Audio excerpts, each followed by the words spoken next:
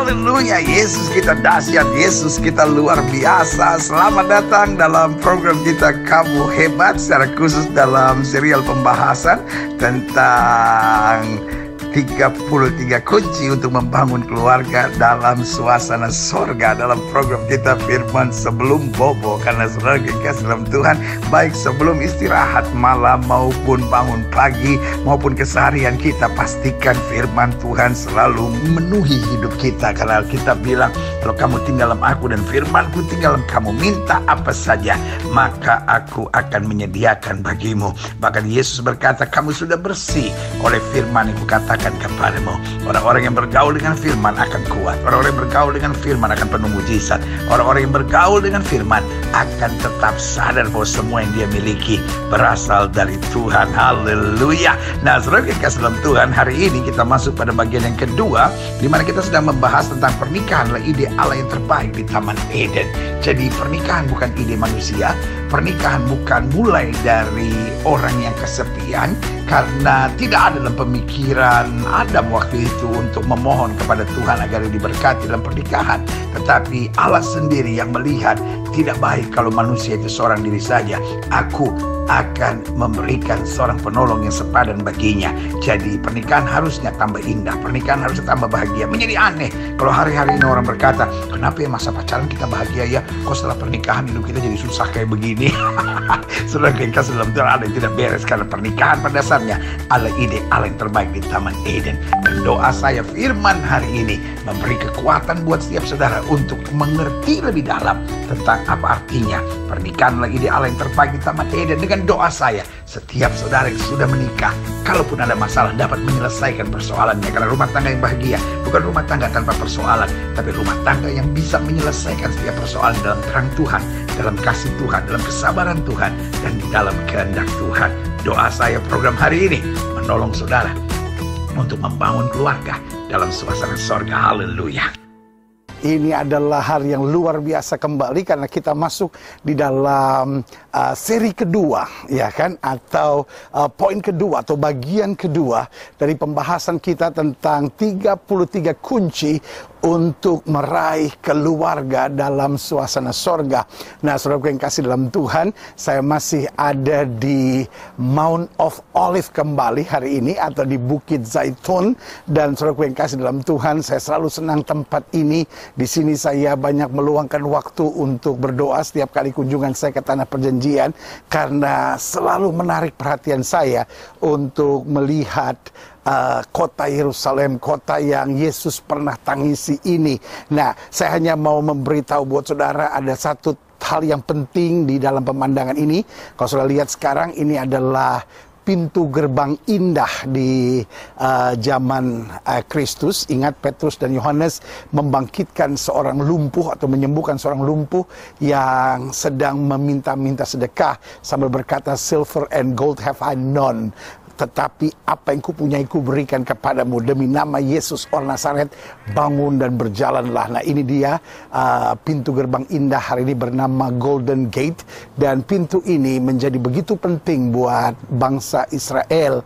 Karena apa? Karena mereka percaya bahwa pintu ini ditutup karena satu kali akan ada Raja Agung, Raja Mulia, yaitu Mesias, yang akan membuka pintu ini. Tetapi buat kita orang percaya, kita tahu bahwa Yesus datang bukan untuk membuka pintu ini, tetapi Yesus datang untuk membuka pintu kemuliaan, pintu sorga, supaya barang siapa yang percaya kepadanya akan masuk dan menikmati kemuliaan Tuhan kekal sampai selama-lamanya. Haleluya.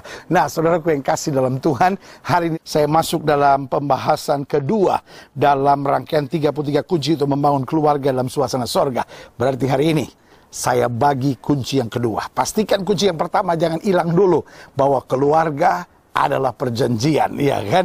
Kemarin saya jelaskan, atau minggu lalu saya jelaskan bahwa keluarga bukanlah amusement park atau amusement center atau recreation park atau recreation center, ya kan? Keluarga yang kedua saya jelaskan bukan a game, ya kan? Seperti game-game yang biasa kita maini. Dan yang ketiga, keluarga saya jelaskan bukan a business yang cuma mau cari keuntungan, karena untung adalah bahasa dunia, tetapi kasih, mengalah dan pengorbanan adalah bahasa sorga. Haleluya. Jadi kunci pertama, pastikan sudah masih simpan dan pelihara baik-baik. Dan yang kedua, ini kunci yang saya mau bagikan buat siap saudara, adalah kunci bahwa pernikahan adalah ide Allah yang terbaik di Taman Eden. Sama-sama bilang sama saya, pernikahan, nah bisa lebih semangat dari itu. Sama-sama bilang pernikahan, udah mantap, tapi harus lebih mantap. Jangan gembalanya udah nggak ada, jemaatnya letoi-letoi semua. Enggak. Harus tetap lebih luar biasa. Sama-sama bilang sama saya, pernikahan, yes, adalah ide Allah yang terbaik di Taman Eden. Yes, ya kan? Berarti pernikahan adalah ide Allah yang terbaik di Taman Eden. Nah, saya jadi ingat cerita tentang sekolah di Papua tuh. Jadi guru bilang begini, anak-anak, kamu orang semua harus punya visi, harus punya semangat, harus punya mimpi yang luar biasa. Lalu guru mulai tanya, Joyce, apa visi kamu nanti kalau kamu mau besar? Dia bilang, Bapak guru, saya mau jadi dokter, Bapak guru. Oh, itu visi bagus, ya kan? Lalu dia tanya lagi, Lucy, apa visi kau untuk besar nanti? Dia bilang, Bapak, saya kalau besar nanti, saya mau jadi insinyur, Bapak. Bagus sekali. Lalu dia tanya, satu lagi, dia tanya, Yakobet, kau besar mau jadi apa? Dia bilang, saya besar mau jadi businesswoman, Bapak. Saya mau jadi seorang businesswoman yang punya pabrik besar, karyawan 30.000, penghasilan jutaan dolar, lalu bisa ekspor ke luar negeri. Saya mau punya pulau sendiri, saya mau punya pesawat sendiri. Saya pokoknya capek susah, Bapak. Saya mau jadi orang kaya sekali dengan rumah yang besar sekali, Bapak. Oh, Yakobet, kau hebat sekali.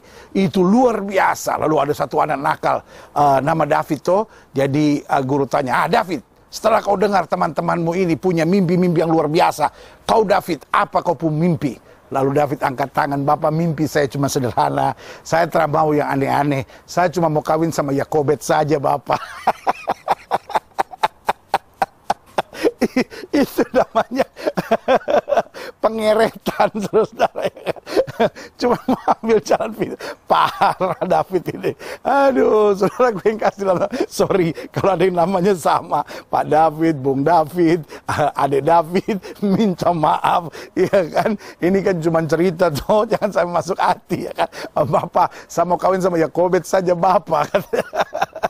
Nah, saudara, gue yang kasih dalam Tuhan, itulah pernikahan yang harus kita mengerti, bahwa pernikahan bukan hanya mau cari keuntungan, pernikahan bukan hanya mau cari keenakan dan kenikmatan biasa, tetapi kalau kita bicara pernikahan adalah ide Allah yang terbaik di Taman Eden. Jadi kalau ada ide Allah yang terbaik di Taman Eden, itulah pernikahan itu sendiri. Lihat Kejadian pasal 2 ayat 18 sampai 23, demikian firman Tuhan. Tuhan Allah berfirman, tidak baik kalau manusia itu seorang diri saja. Perhatikan kalimat ini, tidak baik. Sama-sama bilang sama saya, tidak baik. Lihat, Tuhan ciptakan semuanya baik. Tetapi ketika Tuhan melihat bahwa manusia sendiri, katakan tidak baik kalau manusia itu seorang diri saja. Aku, haleluya. Tuhan nggak bilang, oke, aku perintahkan malaikat-malaikatku. Dan Tuhan bilang apa? Aku akan menjadikan penolong baginya yang sepadan dengan dia. Lalu Tuhan Allah membentuk dari tanah segala binatang hutan dan segala burung di udara. Dibawanya lah semuanya kepada manusia itu untuk melihat bagaimana ia menamainya. Dan seperti nama yang diberikan manusia itu kepada tiap-tiap makhluk yang hidup, demikian nanti nama, atau terjemahan lainnya bilang karakter atau sifat dari makhluk itu. Ayat 20. Manusia itu memberi nama kepada segala ternak, kepada burung-burung di udara, dan kepada segala binatang hutan. Tetapi baginya sendiri, perhatikan baik, ia tidak menjumpai penolong yang sepadan dengan dia. Berarti karir, uang, kenikmatan, kekayaan can never replace the happiness of a family. Saya ulangi sekali lagi, yang namanya kekayaan, yang namanya kenikmatan, yang namanya prestasi, yang namanya karir, tidak bisa dan tidak akan pernah bisa menggantikan kebahagiaan keluarga itu sendiri. Karena itu Tuhan sudah memberikan segalanya. Tetapi dikatakan apa? Baginya sendiri ia tidak menjumpai penolong yang sepadan dengan dia. Ayat 21. Lalu Tuhan Allah membuat manusia itu tidur nyenyak. Ketika ia tidur, Tuhan Allah mengambil salah satu rusuk daripadanya lalu menutup tempat itu dengan daging. Kenapa saya bilang bahwa pernikahan adalah ide Allah yang terbaik di Taman Eden? Lihat saudaraku yang kasih dalam Tuhan, Tuhan menciptakan langit dan bumi semuanya hanya dengan firman. Tetapi ketika Tuhan menciptakan manusia, ya kan, Tuhan mengambil debu tanah, dijadikannya lebih indah.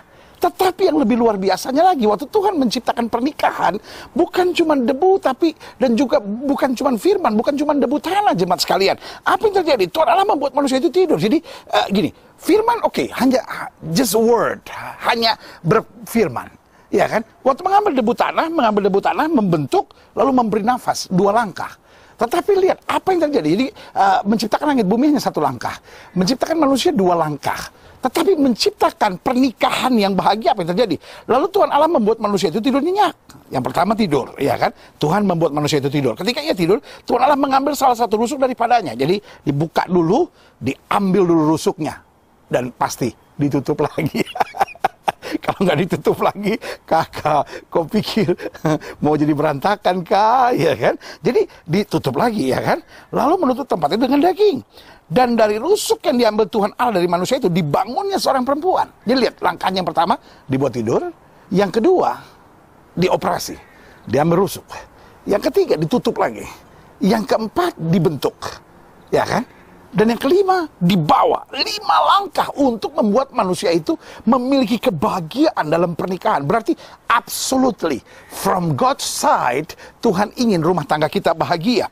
Ayat 23, lalu berkatalah manusia itu setelah dibawa oleh Tuhan. Lihat, luar biasa. Adam nggak bilang ini, wih cantik aman. Adam nggak bilang, wih matanya mantep, wih hidungnya luar biasa, wih luar biasa ini, waduh rambutnya bagus, waduh tutur katanya luar biasa. No. Inilah dia, tulang dari tulangku dan daging dari dagingku, ia akan dinamai perempuan sebab ia diambil dari laki-laki. Artinya apa? Kebahagiaan pernikahan bukan pada kecantikannya, bukan pada penampilannya, bukan pada tutur katanya, tetapi kebahagiaan pernikahan ada pada kesatuan dari pernikahan itu sendiri. Diambil dari tulang-tulangku, diambil dari daging-dagingku. Artinya apa? You are my partner. Dari situlah ketemu kata partner. Part of me. Itu sebabnya orang pacaran jangan bilang partner dulu. Hello, ya kan? Itu sebabnya orang menikah jangan bilang ini nyonya saya, ya kan? Saya paling nggak pernah bilang ini nyonya saya. Kayaknya parah banget gitu, ya kan? Gilbert, sini. Ya nyonya. Saya nggak pernah bilang ini ibu, ya kan? Saya selalu bilang ini istri saya. Kenapa? Kalau ibu ya mama saya dong, ya kan? Tetapi kalau istri, my partner, ya kan? Orang pacaran, sorry, jangan bilang partner dulu. Partner itu hanya buat yang menikah. Kenapa? Once you get married, when you are blessed, waktu sudah diberkati dalam pernikahan, ya kan? Apa yang terjadi? You become partner. Apa itu partner? Part of me. Tulang dari tulangku, daging dari dagingku. Nah, karena itu dalam pendahuluan saya tegaskan begini. Setiap orang pada dasarnya harus menyadari, ide keluarga itu bukan dari bumi. Hello? Amin. Sama-sama bilang sama saya, ide keluarga bukan dari bumi. Jemaat sekalian, tanamkan dulu. Adik-adik muda, para jomblowan dan jomblowati yang diberkati Tuhan, pendeta ini ada. Ya kan? Tapi saya mau kasih tahu, ide keluarga bukan datang dari bumi. Jadi jangan, seperti yang minggu lalu sudah saya sampaikan, jadi jangan kita menikah hanya karena, ya habis gimana ya, umur saya sudah cukup gitu. Ya jangan kita menikah hanya karena, ya habis gimana ya, kita udah menikah 4 tahun sih gitu. Ya habis gimana ya, mama saya udah selalu tanya-tanyain gitu. Ide pernikahan bukan datang dari bumi, bukan datang dari manusia, juga bukan datang dari setan. Ide pernikahan itu datangnya dari Allah sendiri. Ketika manusia berada di Taman Eden. Jadi bahkan Adam pun don't know nothing about that. Adam nggak pernah tanya, Tuhan saya pengen nikah nih, gitu. Adam nggak pernah tanya, Tuhan siapa nih pasangan saya? No. Tuhan sendiri yang bilang, tidak baik kalau manusia itu seorang diri saja. Aku akan memberi seorang penolong. Artinya apa? God himself, Allah itu sendiri yang punya ide untuk sebuah pernikahan di Taman Eden. Karena itu, untuk membangun keluarga yang bahagia, keluarga dalam suasana sorga, kita harus selalu kembali kepada sang ideatornya. Kenapa? Dia yang punya ide, iya kan? Itu sebabnya setan mau palsukan kebahagiaan keluarga adalah, ya udah, Kalau satu istri nggak bisa membahagiakan, ya udah kawin dua istri, 3 istri, ya kan? Kalau nggak bisa membahagiakan, ya udah saling udah nyakitin, ya cerai aja gitu. Padahal Allah benci perceraian loh. Yang punya ide pernikahan itu berkata Allah benci perceraian. Jadi saudaraku yang kasih dalam Tuhan, when we understand, kalau kita mulai ngerti bahwa pernikahan adalah ide dari Allah, berarti kita harus kembali kepada format, kembali kepada aturan yang Tuhan mau tetapkan buat kita. Loh, dia diciptakan kok. Sama seperti kalau sudah beli mobil misalnya, ada manual book. Sudah beli mesin cuci, sudah ada manual book. Gak bisa sudah mau ikutin sejauh mau-mau saudara aja, gak bisa. Kenapa loh? Yang buat mesin cuci ini, yang ngerti apa yang harus dibuat dengan mesin cuci ini. Nah, begitupun Tuhan. Untuk membangun keluarga bagi kita, mutlak harus selalu kembali kepada sang ideator. Yaitu Allah sendiri yang memiliki konsep yang terbaik. Dia yang bangun, dia yang punya ide, pasti dia juga yang tahu yang terbaik. Apa yang terbaik untuk keluarga kita. Nah, karena itu coba lihat ya. Mulai kita bandingkan beberapa hal. Saya mau sudah ngerti betul tentang ini. Karena saya tahu senjata setan di akhir zaman sedang diarahkan kepada keluarga. Di akhir zaman keluarga sedang mengalami banyak goncangan-goncangan hebat. Tapi keluarga orang percaya akan diberkati Tuhan luar biasa. Nah, lihat. Kejadian 1 ayat 10 bilang gini. Lalu Allah menamai yang kering itu darat, dan kumpulan air itu dinamai laut. Allah melihat bahwa semuanya itu baik. Jadi gini, setelah Allah menciptakan, selalu dia membuat penilaian, ya kan? Dan penilaiannya dari hari pertama sampai hari kelima, kalau sudah perhatikan, Tuhan memberi penilaian semuanya itu baik. Cum laude, kira-kira gitu, cum laude, ya kan? Tuhan melihat, oh semuanya baik. Itu dari hari pertama. Hari pertama, lihat kan, dikatakan apa? Lalu Allah menamai yang kering itu darat, dan kumpulan air itu dinamai laut. Allah melihat bahwa semuanya itu baik. Pokoknya dari hari pertama sampai hari kelima, selalu Allah melihat baik. Artinya, kalau sekolahan, cum laude, ya kan? Saya baru-baru cum laude, pendeta. Saya bisa lulus aja mujizat. Jadi lulusnya bukan cum laude, lulusannya mujizat. Nah, ini parah saudara-saudara, ya kan? Nah, tapi setelah lompat sekarang ke Kejadian 1 ayat 31. Maka Allah melihat segala yang dijadikannya itu sungguh amat baik. Waduh. Jadi hari pertama sampai hari kelima semua yang diciptakan Tuhan bilang itu baik. Hari ke-6 setelah penciptaan manusia, maka dikatakan apa? Allah melihat segala yang dijadikannya itu sungguh amat baik. Jadilah petang dan jadilah pagi, itu hari ke-6. Jadi khusus hari yang ke-6 setelah penciptaan manusia, Tuhan memberi penilaian sungguh amat baik. Saya beri nama berarti summa cum laude. Perfect. Nah, saudaraku yang kasih dalam Tuhan, jadi sudah lihat, penciptaan hari pertama sampai hari kelima, baik. Tetapi penciptaan manusia sungguh amat baik. Nah, kesimpulannya berarti jelas. Walaupun sudah sungguh amat baik, tetapi kalau manusia itu belum masuk dalam pernikahan, Alkitab bilang apa? Tidak baik kalau manusia itu seorang diri saja. Berarti meskipun penciptaan manusia, walaupun penciptaan segala sesuatunya dahsyat, penciptaan manusia sungguh amat dahsyat, tetapi pernikahan menjadikan segala sesuatunya luar biasa. Karena itu kesimpulan saya, pernikahan adalah ide terbaik Allah di Taman Eden. Sama-sama bilang sekali lagi, pernikahan adalah ide Allah terbaik di Taman Eden. Makanya waktu kita berdoa doa Bapa kami, jadilah kehendak-Mu di bumi seperti di surga, salah satunya adalah bahwa kita harus mengusahakan, kita harus memperjuangkan agar rumah tangga kita, keluarga kita selalu dalam keadaan baik. Yang setuju sama saya katakan amin. Sama-sama bilang sama saya, keluarga saya harus selalu baik. Berikan tepuk tangan yang meriah buat Tuhan. Haleluya, haleluya, haleluya, haleluya. Nah, pertanyaannya sekarang, mengapa keluarga adalah ide terbaik Allah? Saya catat di sini beberapa hal. Yang pertama, karena dengan berkeluarga manusia dapat mengenal apa artinya mencintai dan dicintai. Iya kan? Dalam hubungan-hubungan berpacaran dan lain-lain, yang ada seringkali hanya pengkhianatan, janji-janji manis, tetapi kemudian yang ada adalah kekecewaan demi kekecewaan. Iya kan? Tetapi dalam pernikahan adalah perjanjian. Kalau kita mengerti ide dasar pernikahan sebagai perjanjian, maka kita tahu bahwa keluarga adalah saatnya untuk mencintai dan dicintai. Iya kan?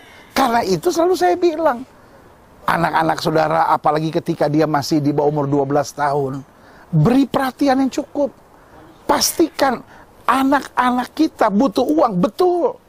Tetapi memberikan uang kepada anak-anak kita tanpa pernah memeluknya, tanpa memberikan perhatian dan kasih sayang baginya, buat saya adalah kejahatan, saudara-saudara. Saya ulangi sekali lagi, anak-anak kita butuh uang, betul. Anak kita butuh gadget-gadget, mungkin iya, ada partly true, ada kebenarannya. Tetapi saudaraku yang kasih dalam Tuhan hanya memberikan uang, memberikan fasilitas kepada anak kita tanpa memberi perhatian, tanpa memberi kasih, tanpa punya waktu untuk peluk dia, untuk ngobrol sama dia, untuk ngerti masalahnya. Saya beri nama adalah kejahatan. Karena inti keluarga adalah mencintai dan dicintai. Ada banyak anak-anak muda hari-hari ini hidup dengan seks bebas. Ada banyak anak-anak muda akhirnya lari ke drugs, obat terlarang. Seringkali berasal dari keluarga yang tidak memberi perhatian yang cukup dan kasih yang cukup. Karena itu keluarga, makanya selalu saya bilang, dan saya udah janji sama saudara, 33 minggu saudara akan dengar kalimat ini, bahwa pernikahan harus jauh lebih bahagia daripada masa pacaran. Karena masa pacaran hanya masa persiapan, masa penjajakan. Nah, kenapa keluarga ini terbaik Allah? Karena manusia boleh punya karir yang hebat, manusia boleh punya fasilitas hidup yang layak, manusia boleh punya semuanya. Adam punya segala-galanya, iya kan? Oh, dia pengusaha properti terbesar, saudara-saudara, iya kan? Ada pengusaha properti terbesar, nggak ada saingannya, semua dia punya, mau berapa besar pun tinggal dia patok, saudara, iya kan? Dia pengusaha zoo, dia pengusaha taman safari terbesar, saudara, iya kan? Semua binatang dia tinggal kumpulin, dia kasih nama, bayangkan luar biasa itu, saudara, iya kan? Apa yang kurang? Dia juga pengusaha supermarket buah-buahan terbesar, ya kan? Semua dia punya. Dia pengusaha ikan, ya kan? Segala sesuatu dia punya, ya kan? Nah, saudaraku yang kasih dalam Tuhan, tetapi yang saya mau tekankan buat saudara di sini sederhana. Itu tidak pernah bisa membahagiakan keluarga. Kenapa? Karena dia boleh punya semuanya, tetapi ketika seorang tidak merasa dicintai atau tidak merasa dihargai, maka kehilangan segala-galanya. Karena itu saya bilang, kenapa keluarga adalah ide terbaik Allah? Karena dengan keluarga manusia dapat mengenal apa artinya mencintai dan dicintai. Saudaraku yang kasih dalam Tuhan, itu adalah inti dasar keluarga. Makanya ada gini. Saya setuju orang menjadi penyayang binatang, setuju. Tetapi saya tidak setuju kalau binatang menggantikan anak-anak saudara. Hanya dengan kalimat, anjing jauh lebih gampang diatur daripada manusia. Saya mau kasih tahu, kursi lebih gampang, Bu. Kursi lebih gampang diatur, yang mau ditarik kemanapun ya iya gitu, karena dia benda mati, ya kan? Tetapi manusia kan punya perasaan, manusia kan punya kehendak bebas, manusia kan punya free will. Nah, itu sebabnya kadangkala manusia agak susah diatur, ya kan? Tetapi saudaraku yang kasih dalam Tuhan, anak adalah berkat dalam keluarga. Jadi jangan pernah menggantikan sayang kita kepada anak dengan anjing atau dengan kucing atau dengan ikan lohan lah, dengan ikan cupang lah. Kalau sekarang dengan batu akik. Hati-hati loh, yang punya batu akik banyak mulai sekarang mulai jual loh, karena sebentar lagi nih kayaknya nih udah mulai nggak laku nih batu akik nih. Yang masih banyak tinggal kepala batu, saudara. Iya kan? Karena saya lihat-lihat nih sekarang nih, perhitungan saya sebagai gembala sih gitu, ya kan. Saya lihat batu akik udah mulai menurun nih, hati-hati loh saudara-saudara, ya kan. Nyimpen batu akik, beli batu akik, rugi mendingan jual sekarang. Kayaknya batu akik udah mulai nggak musim. Tapi gini, yang saya mau jelaskan bahwa ide terbaik Allah adalah keluarga. Sehingga manusia boleh punya segala-galanya. Karir, sukses, apapun, jangan pernah menggantikan kedudukan dan posisi keluarga. Karena keluarga adalah posisi terbaik yang Tuhan sediakan. Yang pertama, dengan berkeluarga, manusia dapat mengenal apa artinya mencintai dan dicintai. Pastikan bahwa rumah tangga dan keluarga kita selalu penuh dengan kasih dan cinta. Jangan isi keluarga kita dengan kekerasan, bentakan, dan makian, karena itu hanya akan menciptakan neraka dalam keluarga kita. Yang kedua, mengapa keluarga adalah ide Allah terbaik? Karena dengan keluarga, dengan berkeluarga, manusia dapat mengekspresikan dan membagikan sesuatu yang dimilikinya kepada rekan perjanjiannya. Jadi berkeluarga bukan hanya apa yang pasangan saya bisa buat saya. Makanya waktu Tuhan membawa Hawa kepada Adam Adam nggak tanya sama Tuhan, dia bisa masak nggak? Dia bisa dandan nggak? Dia bisa beresin rumah nggak? Dia bisa urusin peliharaan saya nggak? Gitu, no, ya kan? Ada banyak orang kan begitu, mau menikah pikir dulu, istri saya bisa masak nggak? Ini istri saya bisa beresin rumah nggak? Bisa jaga anak nggak? Kayaknya lu butuh pembantu deh kalau begitu. Suami saya bisa bayarin bil-bil saya nggak? Suami saya bisa bayarin utang bapak saya nggak? Aduh, lu kayaknya salah deh gitu. Lu kayaknya ngaco tuh kalau begitu, kayaknya lu butuh direktur bank dan lu butuh jadi pegawainya gitu ya kan. Saudaraku yang kasih dalam Tuhan, pernikahan sudah mengalami degradasi, standar yang parah sekali, saudara. Makanya sebagai hamba Allah saya hanya mau ingatkan, justru pernikahan adalah satu pertanyaan, apakah saya bisa membahagiakan dia? Walaupun orang itu sudah cintai, tapi kalau saudara nggak bisa bahagiakan, jangan menikah dengan orang itu, engkau akan jadi penjajah buat dia. Karena kalau kita menikah mulai dengan tuntutan kan bahaya, saudara. Justru menikah dengan sebuah pertanyaan ekspresi. Apa yang saya bisa buat? Dan itulah kebahagiaan. Makanya Yesus bilang apa? Terlebih berkat memberi daripada menerima.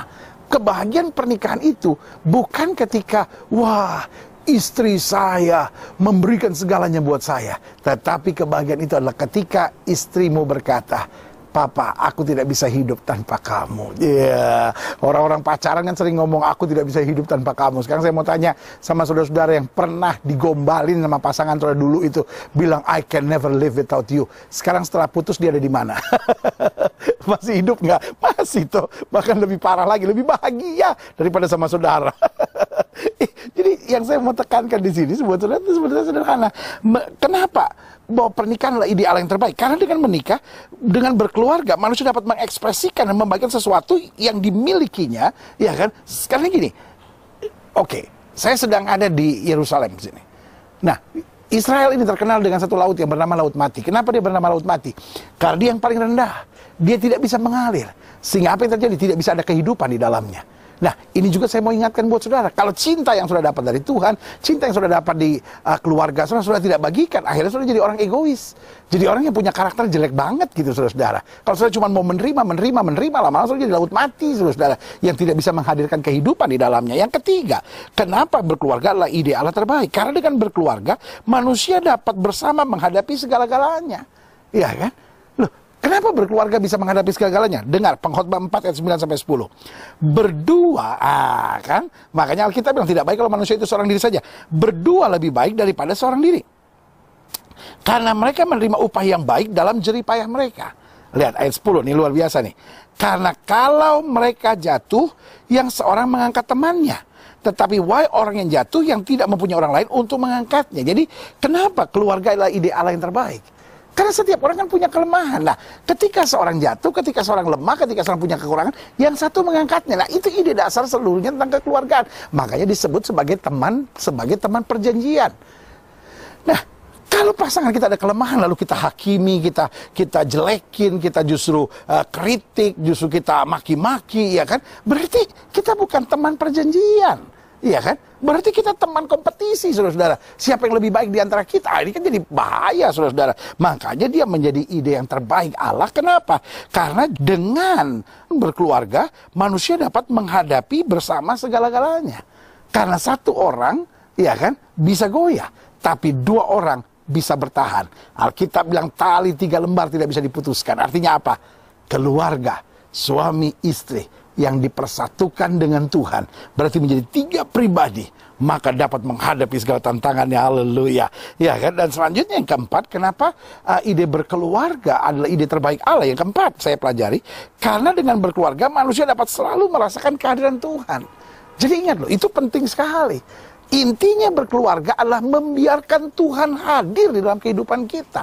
Alkitab bilang apa? Di mana 2-3 orang berhimpun, Tuhan hadir. Nah, orang Yahudi punya konsep namanya minyan. Apa itu minyan? Minyan itu gini, sebuah doa baru bisa didengar kalau mereka berkumpul 10 orang laki-laki dewasa. Jadi 10 orang laki-laki dewasa berkumpul, baru berkat Tuhan bisa turun. Nah, ide ini sebetulnya diambilnya sederhana dari waktu Abraham berdoa kepada Tuhan dan tawar-tawaran sama Tuhan dan bilang, Tuhan, kalau ada 50 orang benar di kota Sodom dan Gomora, Tuhan menghancurkannya enggak? Dan ditawar-tawar terus sampai jika ada 10 orang benar. Dan Tuhan bilang, kalau ada 10 orang benar, aku tidak akan menghancurkan kota Sodom dan Gomora. Dari situ umat Yahudi punya konsep namanya minyan. Setelah 10 orang laki-laki dewasa berkumpul, maka mujizat harus pasti terjadi karena Tuhan ada. Tetapi Yesus membongkar konsep itu. Yesus sekarang membongkar, hey, di mana keluarga membutuhkan mujizat, di mana keluarga bersatu dan berdoa, suami istri berdoa bersama, atau suami istri anak-anak berdoa bersama, melibatkan Tuhan, Tuhan hadir. Dan kalau Tuhan hadir, mujizat ada. Kalau Tuhan hadir, berkat ada. Kalau Tuhan hadir, perkara-perkara luar biasa terjadi. Yang setuju berikan tepuk tangan yang meriah buat Tuhan. Haleluya, haleluya, haleluya, haleluya. Amin.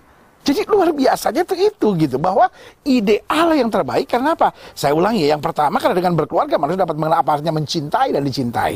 Yang kedua, karena dengan berkeluarga manusia dapat mengekspresikan dan membagikan sesuatu yang dimilikinya kepada rekan perjanjian. Yang ketiga, karena dengan berkeluarga manusia dapat bersama menghadapi segala-galanya.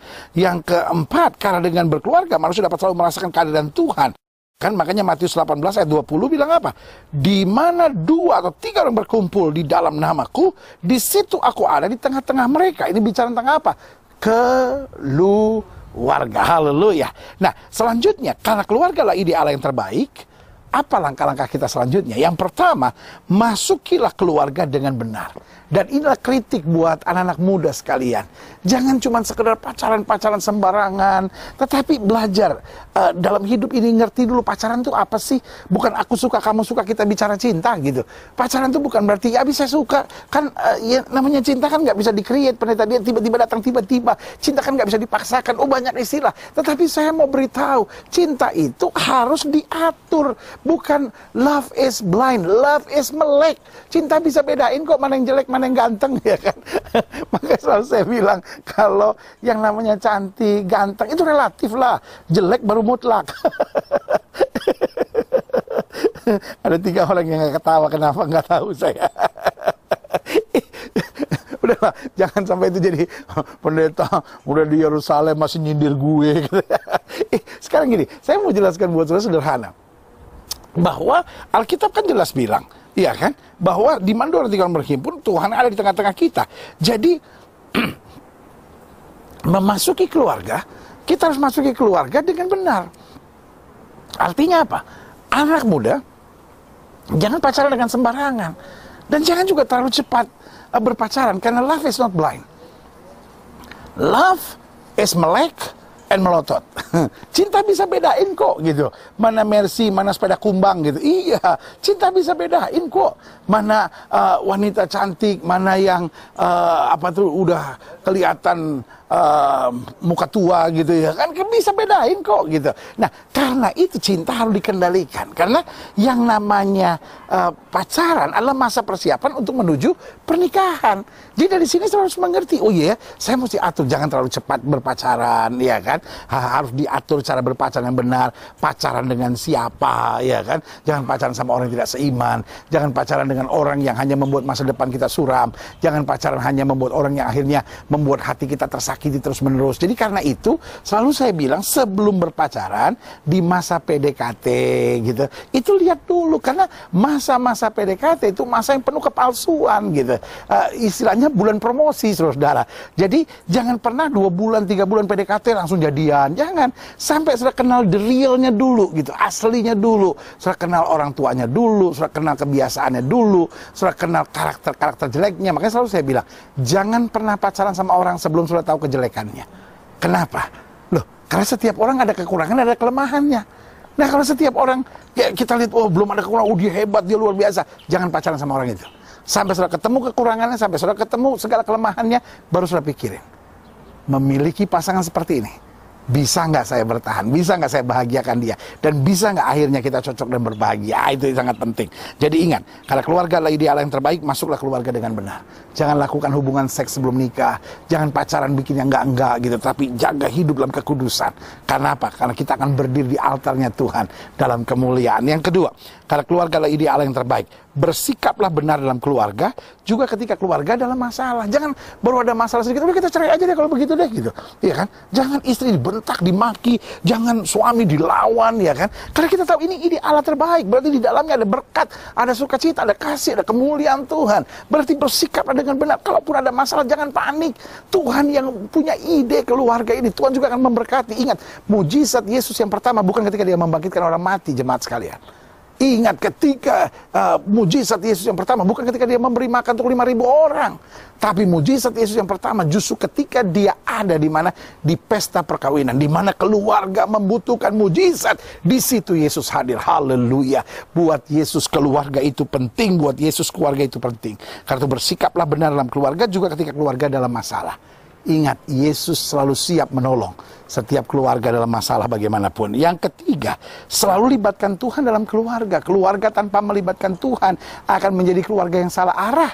Tapi keluarga di mana Yesus terlibat di dalamnya akan menjadi keluarga yang penuh berkat Tuhan. Haleluya. Dan yang keempat, karena keluarga adalah ideal yang terbaik, selalu harus ada pujian, syukur, dan firman dalam keluarga. Selalu saya bilang, keluarga yang sudah tidak ada pujian, sudah tidak ada syukur, sudah tidak ada firman, adalah keluarga yang diambang perpecahan dan ada dalam lembah air mata. Karena itu mari ada waktu keluarga memuji Tuhan bersama, bersyukur bersama, baca firman bersama, maka keluarga itu akan menjadi keluarga yang dahsyat. Bukan berarti nggak ada masalah, tetapi selalu melihat kemenangan-kemenangan luar biasa. Berikan tepuk tangan yang meriah buat Tuhan. Haleluya, haleluya, haleluya. Dan selanjutnya, kesimpulan keluarga adalah ideal yang terbaik di Taman Eden. Satu, Tuhan selalu mau merencanakan dan menyediakan yang terbaik bagi anak-anaknya. Namun manusia harus memahami dan menjalankan tanggung jawabnya. Betul, Tuhan menciptakan semuanya indah. Pertama kali Tuhan membawa Hawa kepada Adam. Apa yang terjadi? Adam bilang apa? Inilah dia. Waduh, Tuhan kasih yang terbaik. Inilah dia. Apa artinya inilah dia? Sebuah ekspresi kebanggaan, iya kan? Kan nggak ada orang, nah ini dia nih anak papa nih, nilainya 4, 5, 3. Nggak ada, ya kan? Dan Tuhan nggak bilang, ya kok gitu Tuhan? No. Inilah dia. Artinya ekspresi ungkapan syukur. Tetapi Adam dan Hawa punya tanggung jawab. Semua pohon boleh kamu makan, kecuali di tengah. Ketika dia mengabaikan tanggung jawab itu, dia juga kehilangan kebahagiaan yang sempurna itu. Makanya minggu depan saya mau bahas tentang kebahagiaan keluarga ada di tangan kita. Tuhan sudah menciptakan. Jadi jangan salahkan Tuhan lalu bilang, oh masa semuanya di saya, kan saya juga banyak kelemahan. No. Tuhan sudah sediakan semuanya untuk berpotensi kita hebat. Tetapi ketaatan kepada Tuhan membuat kita melihat mahkota yang luar biasa itu. Karena itu saya ulangi sekali lagi. Apa kesimpulan yang pertama? Tuhan selalu mau merencanakan dan menyediakan yang terbaik bagi anak-anaknya. Namun manusia harus memahami dan menjalankan tanggung jawabnya dengan betul. Suami, jalankan tanggung jawabmu dengan betul. Istri, jalankan tanggung jawabmu dengan betul. Adik-adik muda, jalankan tanggung jawabmu dengan betul. Setiap mertua, setiap menantu, setiap besan, bahkan setiap ibu-ibu janda, setiap bapak-bapak duda, setiap kita harus menjalankan tanggung jawabnya. Waktu kita menjalankan tanggung jawab kita akan melihat kedahsyatan Tuhan luar biasa. Yang kedua, kegagalan untuk mentaati apa yang Tuhan perintahkan merusak serta merugikan banyak hal dalam kehidupan kita. Walaupun Tuhan rancangan yang indah di Taman Eden, tapi ketika Adam dan Hawa gagal memahaminya, maka yang terjadi adalah kerusakan, penderitaan, kehancuran, dan hal-hal yang parah terjadi. Saudaraku yang kasih dalam Tuhan, jangan sampai kerugian terjadi hanya karena kita tidak taat. Mari kita taati firman Tuhan. Hal-hal sederhana kita mesti taati. Contoh, keluarga, suami istri. Ayo, biasakan bawa perpuluhan bersama. Suami istri, tiap minggu pertama kita harus bawa perpuluhan kita. Kenapa? Itu milik Allah yang harus kita kembalikan. Kalau kita taat pada hal-hal kecil, suami kasih istrimu dan jangan berlaku kasar. Istri tunduk kepada suami, hormati suami. Anak-anak, hormati orang tuamu, ya kan? Orang tua jangan bangkitkan sakit hati dari anak-anakmu.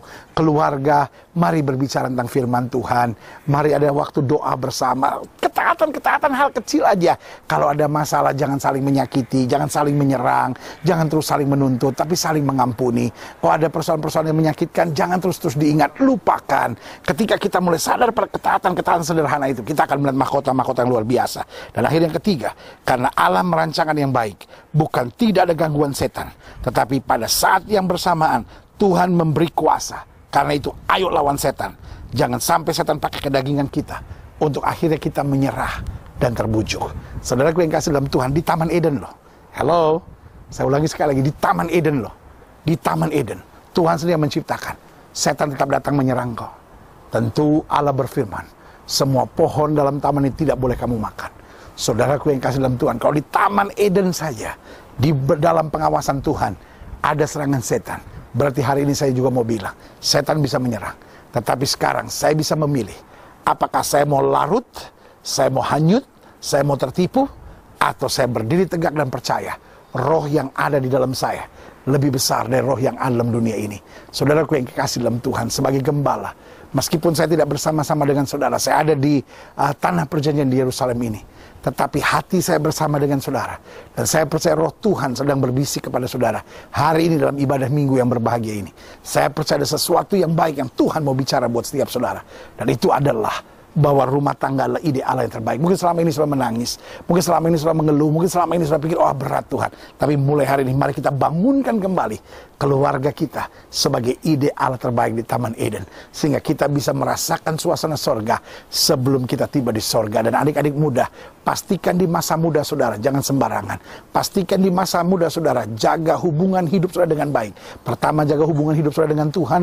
Kedua, jaga hubungan hidup saudara dengan persahabatan saudara. Yang ketiga, jaga hubungan saudara dengan orang yang kemudian menjadi kekasih hidup saudara, supaya saudara tetap pertahankan satu hidup suci. Dua, pertahankan gelap dan terang tidak bisa bersatu. Tiga, pertahankan untuk meskipun engkau ada dalam masa pacaran, tapi kau tetap melayani Tuhan, kau tetap fokus pada Tuhan, engkau tetap mengasihi Tuhan. Dan karena itu adik-adik muda jaga, jangan terlalu cepat berpacaran, jangan berpacaran dengan orang yang salah, dan jangan berpacaran dengan cara yang salah. Saudaraku yang kekasih dalam Tuhan, saya percaya hari ini Tuhan sedang mau melakukan sesuatu yang dahsyat. Saya undang pemain musik maju ke depan, dan kepada setiap jemaat sekalian, saya hanya mau mengingatkan buat saudara, Tuhan sedang mempersiapkan sesuatu yang baik. Mungkin di keluargamu ada masalah, tetapi percaya ada berkat Tuhan. Mungkin keluargamu sedang indah dan bahagia-bahagianya, maju terus. Mungkin kau sedang menghadapi serangan setan dalam ekonomi, dalam keuangan, dalam rumah tangga, di dalam hubungan saudara dengan anak-anak saudara, dalam hubungan saudara dengan orang tua saudara.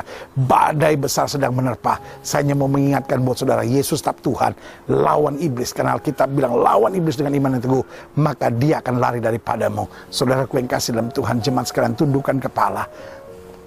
Saatnya saya berdoa buat setiap saudara. Sambil musik naikkan pujian dengan sangat indah. Setiap mata terpejam, setiap kepala tertunduk, setiap hati terangkat kepada Tuhan. Hari ini saya hanya mau ingatkan buat saudara, keluarga adalah ide terbaik Allah di Taman Eden. Yang pertama saya mau berdoa buat setiap saudara, adik-adik muda yang mungkin usia sudah merasa cukup untuk menikah, tapi sudah belum dapat pasangan teman hidup yang benar. Taruh tangan kananmu di dada dan saya mau berdoa. Atau yang kedua, saya mau berdoa untuk setiap saudara yang pernah salah dalam berpacaran, atau mungkin sudah sedang salah berpacaran hari ini, sudah pacaran sama orang yang tidak seiman, atau sudah sedang melakukan hubungan seks sebelum menikah. Bertobat, berbalik kepada Tuhan, lepaskan hubungan yang salah itu. Taruh tangan kanan sudah di dada. Yang ketiga, saya berdoa buat setiap saudara yang mungkin punya kepahitan di masa lalu, karena sudah pernah patah hati, pernah luka hati, dan sudah berkata, saya tidak percaya lembaga yang bernama perkawinan. Taruh tangan kanan sudah di dada. Yang selanjutnya saya mau berdoa buat setiap saudara yang pernah bercerai, dan hari ini mungkin sudah menikah lagi dengan suami atau dengan istri lain. Sudah taruh tangan kanan sudah di dada. Atau mungkin hari ini saya juga mau berdoa buat setiap saudara yang rumah tangganya sedang goyah, sedang dalam masalah. Taruh tangan kanan sudah di dada. Saudara yang mungkin sedang mengeluh tentang istrimu, saudara sedang mengeluh tentang suamimu, taruh tangan kananmu di dada. Saudara yang sedang mengeluh dengan anak-anakmu, saudara yang sedang panik dengan keadaan dengan orang tuamu, taruh juga tangan kananmu di dada. Hari ini saya percaya ada berkat Tuhan istimewa akan tercurah di tengah-tengah gereja kita. Saya rasa betul roh Tuhan ada di gereja kita. Saya percaya betul dari tanah perjanjian ini ada kemuliaan Tuhan, ada berkat Tuhan yang mau tercurah buat setiap saudara. Saudara yang mau didoakan taruh tangan kanan sudah di dada. Dan izinkan saya berdoa, Bapa, di dalam nama Yesus, di hari yang indah, hari Minggu yang luar biasa, penuh mujizat ini, hamba berdoa buat setiap jemaat Tuhan, Gereja Bethel Indonesia Jemaat Global Fellowship Center. Di dalam nama Yesus, Tuhan nyatakan mujizat-Mu. Mereka yang taruh tangan kanan di dada, dipulihkan Tuhan, dikuatkan Tuhan untuk menyadari firman hari ini bahwa keluarga adalah ide Allah yang terbaik di Taman Eden. Kami tidak mau memasuki keluarga dengan cara yang salah. Kami tidak mau menjalani keluarga dengan cara yang salah. Kami tidak mau hilang ketaatan kami kepada Tuhan di tengah-tengah masalah dalam rumah tangga kami. Kami ucapkan berkat di dalam nama Yesus. Hamba berdoa sebagaimana Tuhan membangun keluarga bahagia di Taman Eden, Tuhan pulihkan setiap rumah tangga jemaat ini sehingga mereka hidup dalam kemuliaan Tuhan. Suami akan menjadi imam yang kudus dalam keluarga, istri menjadi penolong, sukacita, berkat, anak-anak muda menjadi luar biasa dalam kasih Tuhan. Hamba ucapkan berkat sekarang di dalam nama Yesus. Haleluya, haleluya, haleluya. Saya juga mau berdoa buat setiap saudara yang sakit, karena firman Tuhan berkata, disampaikannya firman, disembuhkan yang sakit. Saudara yang sakit boleh taruh tangan kanan saudara di dada. Dan hari inilah hari mujizat buat setiap saudara. Mari kita berdoa. Bapa, di dalam nama Yesus, hamba doa sekarang untuk setiap mereka yang sakit, yang taruh tangan kanannya di dada, dan juga menaruh tangan kanannya di bagian tubuh yang sakit. Sekarang hamba berdoa di dalam nama Yesus, Tuhan jamah. Segala sakit penyakit kami perintahkan keluar. Hai setan sakit penyakit, kau tidak punya kuasa atas tubuh orang percaya. Karena tubuh kami telah dibeli dengan harga mahal, itu darah Yesus. Darah yang tercurah, tubuh kami adalah bait Roh Kudus, bukan tempat penyakit. Kami perintahkan sekarang keluar dalam nama Yesus. Keluar dalam nama Yesus. Kuasa kesembuhan, berkat, mujizat mulai terjadi. Karena kami percaya Yesus kami tidak berubah dulu, kemarin, hari ini, dan sampai selama-lamanya. Dengan iman kami nyatakan oleh bilur Kristus, kami yang percaya sudah disembuhkan. Haleluya, haleluya, haleluya, haleluya. Setiap saat yang sudah doakan untuk kesembuhan, tanamkan dalam rohmu, aku sembuh oleh bilur Yesus. Karena kita percaya janji Tuhan ya dan amin. Setiap pagi sudah bangun bilang, oleh bilur Yesus saya sudah sembuh, oleh bilur Yesus saya sudah sembuh. Dan sesuai dengan perkataan sudah, sesuai dengan imanmu, jadi padamu. Haleluya, haleluya. Bapa, hamba mengasihi jemaatmu satu persatu. Apa yang Tuhan taruh di hati hamba sudah hamba sampaikan bagi umatmu. Hamba doa firman termenterai, apa saja yang mereka kerjakan berhasil dalam nama Yesus. Mereka nggak turun tapi naik, mereka jadi ekor, mereka jadi kepala. Rumah tangga mereka diberkati, adik-adik muda jalan dalam kedahsyatan. Setiap ibu janda, setiap bapak duda selalu dalam tuntunan Tuhan.